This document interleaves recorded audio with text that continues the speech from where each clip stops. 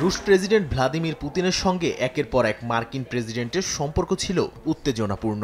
ওবামার সময় ক্রিমিয়া দখল, ট্রাম্পের সময় রুশ হস্তক্ষেপের অভিযোগ, আর বাইডেনের নেতৃত্বে সরাসরি ঘাতক আখ্যা ও ইউক্রেন যুদ্ধ ঘিরে কঠোর অবস্থান। প্রশাসন বদলালেও পুতিনের সঙ্গে যুক্তরাষ্ট্রের সংঘাত থেকেই গেছে ভূরাজনীতির কেন্দ্রবিন্দুতে। এবার দিন বদলের সঙ্গে পালাক্রমে বদলেছে সম্পর্কের অনুপাত।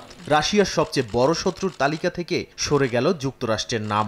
লেভাদা সেন্টারের জরিপ বলছে মাত্র 40% রুশ এখন যুক্তরাষ্ট্রকে প্রধান শত্রু মনে করে, গত বছরের তুলনায় যা 36% কম। এই পরিবর্তনের পেছনে ডোনাল্ড ট্রাম্পের প্রত্যাবর্তন এবং ইউক্রেন যুদ্ধ ইস্যুতে হোয়াইট হাউসের কূটনৈতিক উদ্যোগকে কারণ হিসেবে দেখছে সংস্থাটি। জরিপ অনুযায়ী এখন সবচেয়ে বড় শত্রু দেশ হিসেবে 56% রুশ নাগরিকের চোখে জার্মানি, এর পরই 49% চোখে যুক্তরাজ্য এবং 43% কাছে ইউক্রেন।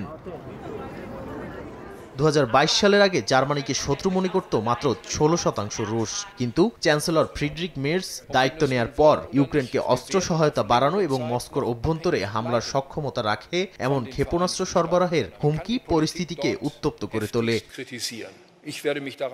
রুশ পররাষ্ট্রমন্ত্রী সের্গেই ল্যাভরভ বলেন, জার্মানি এখন যুদ্ধের সরাসরি অংশীদার, আর ইতিহাসের পুনরাবৃত্তি ঘটিয়ে তারা আবারও ধ্বংসের দিকে হাঁটছে বলে হুঁশিয়ারি দেন তিনি।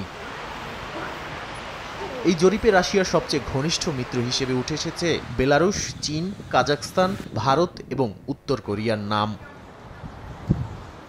নাদিম মারজান, সময় সংবাদ।